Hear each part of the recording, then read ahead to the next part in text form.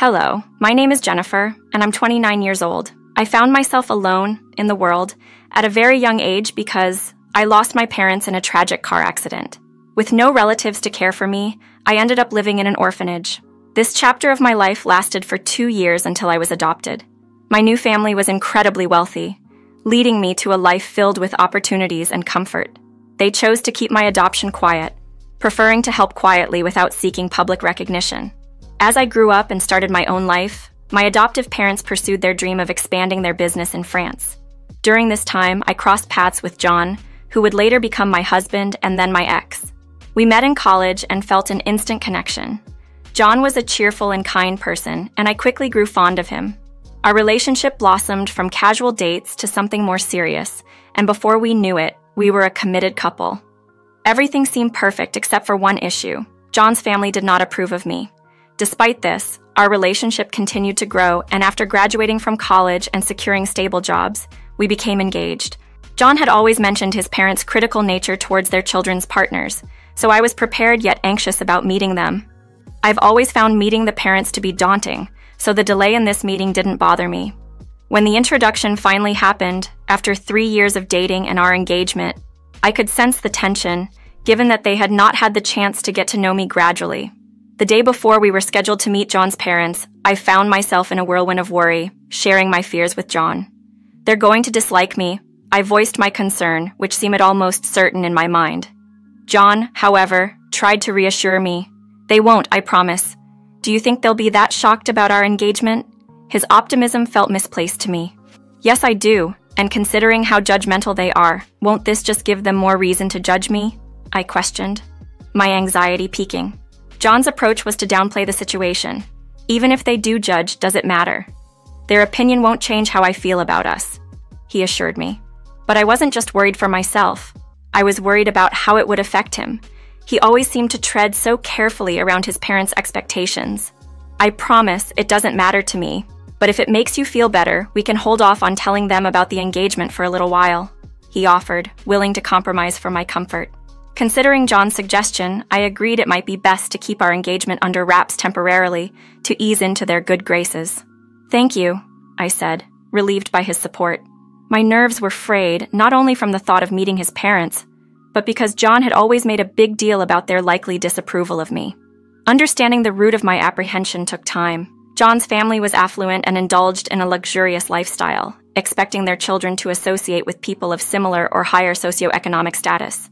My background, however, was modest compared to theirs, and I hadn't shared much about my adoptive family with John, not seeing it as relevant. But as I pieced together why John hesitated to introduce me, it became clear that our differing backgrounds might be a bigger issue to his parents than to us. Feeling that revealing my wealthy background to John's parents was unnecessary, I hoped they would appreciate me for who I am, rather than for my financial status. I harbored a naive hope that they would welcome me without prejudice. For our meeting, we chose an upscale restaurant where I discreetly wore my engagement ring on a necklace to keep it close yet unobtrusive. Upon arrival, just 5 minutes late, John warned me of his parents' strict punctuality, signaling a rocky start. Their initial reaction was less than welcoming, offering me cold scrutiny followed by outright disregard. As they conversed exclusively with John, ignoring my presence, I felt increasingly insignificant and contemplated leaving. Eventually, John intervened, introducing me to his wonderful girlfriend, Jennifer, in an attempt to bridge the gap. The response from his parents was far from warm, with his mother openly expressing her disapproval. The conversation shifted to my college education, where his father's probing about my ability to afford tuition felt like an indirect critique of my background. Defending myself, I mentioned my scholarship, emphasizing the value of both my education and meeting John. Their reaction, suggesting that my interest in John was financially motivated, was the final straw. John, as shocked and upset as I was, decided it was time to leave. Hand in hand, we exited the restaurant, leaving behind a situation that had escalated far beyond what either of us had anticipated. The shock of encountering such blatant rudeness left me numb, unable to process my emotions. The ride back from the disastrous meeting was engulfed in silence, John's anger palpable. Once home, he checked on me, but I couldn't quite pinpoint my feelings amidst the whirlwind of the day. I had made every effort to present myself well, choosing modestly priced items and behaving politely. Yet John's parents, Betty and Tyler, had formed a harsh judgment without giving me a chance to speak. Following the incident, John cut off communication with his parents for some time. They reached out, criticizing us for leaving lunch prematurely, but John ignored their complaints. It was only about a month later that he informed them of our engagement. Their reaction was lukewarm, and they even tried to leverage their financial support for the wedding as a means to control it. John and I, valuing our independence, chose to elope instead. My adoptive parents, who were in France, were supportive of our decision to elope and sent us a lavish painting as a gift, a gesture that raised John's eyebrows, but I dismissed it as a testament to their generosity. Our next encounter with Betty and Tyler was at a party they hosted for their anniversary. Despite my apprehensions, I was initially pleased to be included. However, the cold shoulder I received from the other guests was even more pronounced than before. Clinging to John's side didn't help. Attempts at conversation were either met with dismissive glances or complete disregard. By the evening's end, I was overwhelmed with humiliation and hurt, tears marking the depth of my discomfort. The climax of the evening came when Betty and Tyler were asked to give a speech. Amidst the tension, their approach to this moment would reveal much about our future relations. Exhausted and longing for the comfort of home, I stayed at the party until Betty and Tyler began their speech, which quickly turned into a series of veiled insults aimed at me. Their words, masked as humor, were met with laughter from the guests, heightening my sense of isolation. Unable to bear the humiliation any longer, I discreetly left the party, calling an Uber to escape the overwhelming negativity. The ride home was a blur of tears and sorrow, a painful reflection of the evening's events. When John returned, his frustration was evident. He questioned my departure, labeling it as a source of embarrassment for him, seemingly oblivious to the discomfort and ridicule I had endured. His reaction shocked me. While he acknowledged his parents' inappropriate behavior, he insisted I could have endured the discomfort for the sake of the occasion. This dismissal of my feelings only deepened my hurt. Our argument escalated, with John demanding an apology from me to his parents and himself, a request I couldn't comprehend given the circumstances. Despite our history of mutual support, John's stance was unyielding, suggesting that I had embarrassed his family, ignoring the fact that his parents' actions had publicly humiliated me, his wife. His concluding remark, hinting that perhaps his parents were right about me, was a stark departure from the man I knew, the one who had always defended me. That night, John chose to sleep in the guest bedroom, marking a significant rift in our relationship. The following week was filled with silence, a stark contrast to our usually supportive dynamic. This sudden change in John's behavior left me bewildered and deeply saddened, pondering the severity of the situation and its impact on our marriage. Following the party incident, John's parents bombarded me with messages, labeling me ungrateful and an embarrassment. Despite my attempts to reconcile with John, he remained distant. In a bid to mend fences, I swallowed my pride and apologized to him and his parents, an act that felt deeply humiliating yet necessary due to my love for John and my desire to not let this conflict define our relationship. However, this effort did not herald the improvement I had hoped for. As time went on, John's parents, now retired, began hosting weekly family dinners, insisting on John's attendance. On one such occasion, John brought me along, only for me to be met with cold stares and palpable tension from his family.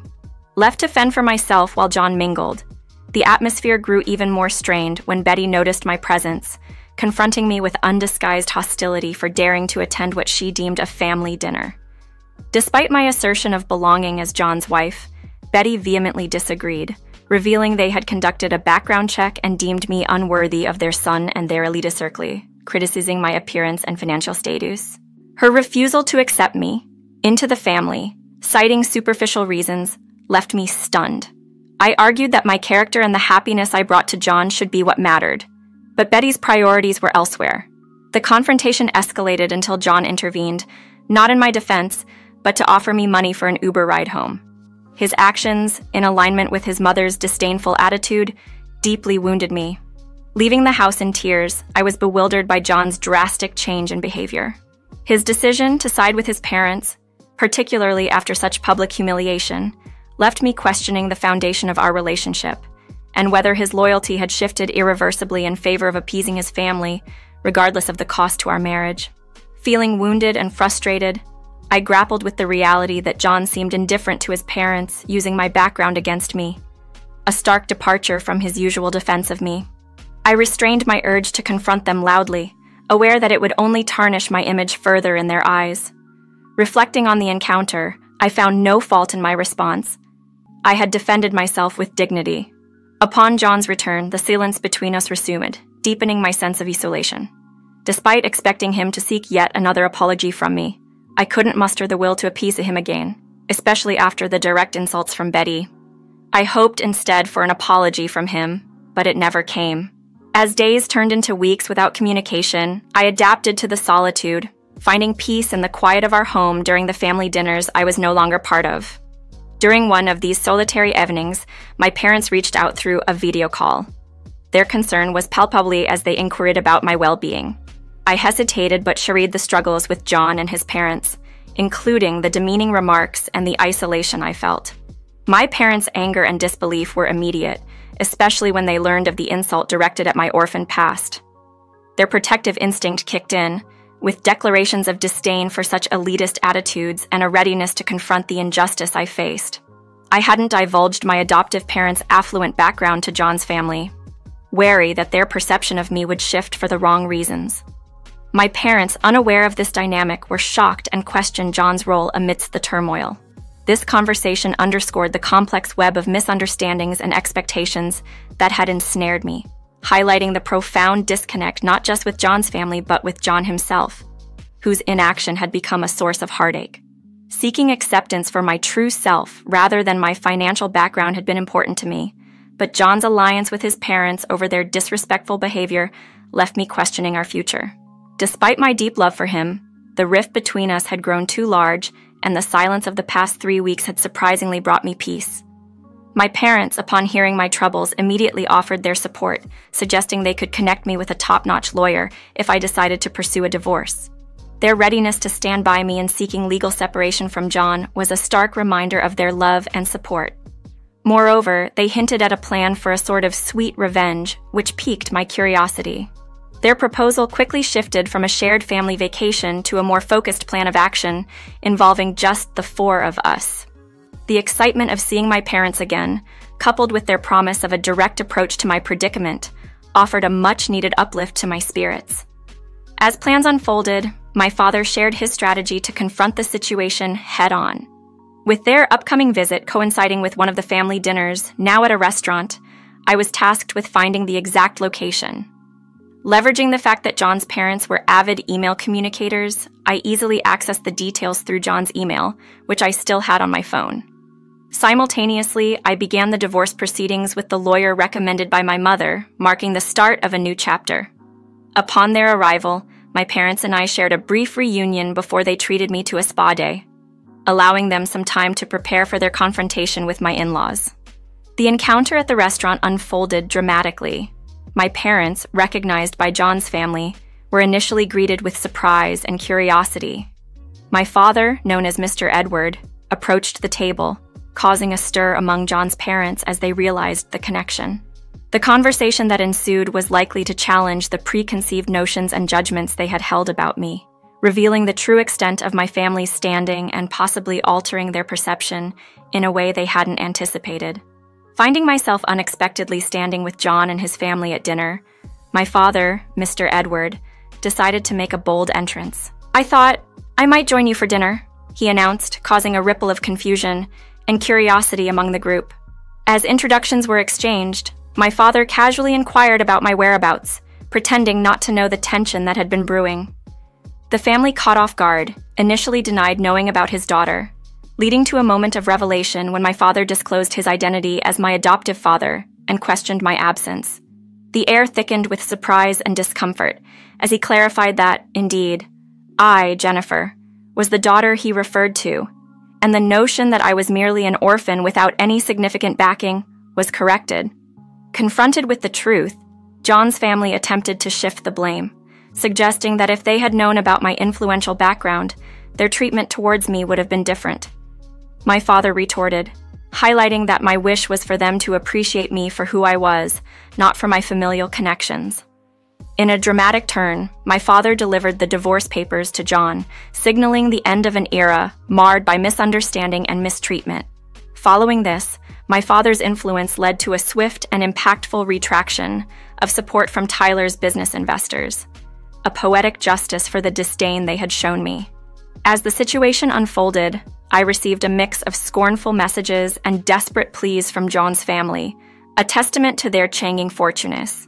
John, to his credit, signed the divorce papers without further conflict, allowing me to close that painful chapter of my life. In the aftermath, my parents and I embarked on a much-needed vacation, a period of joy and healing that allowed me to reflect on the importance of self-respect and standing up for oneself.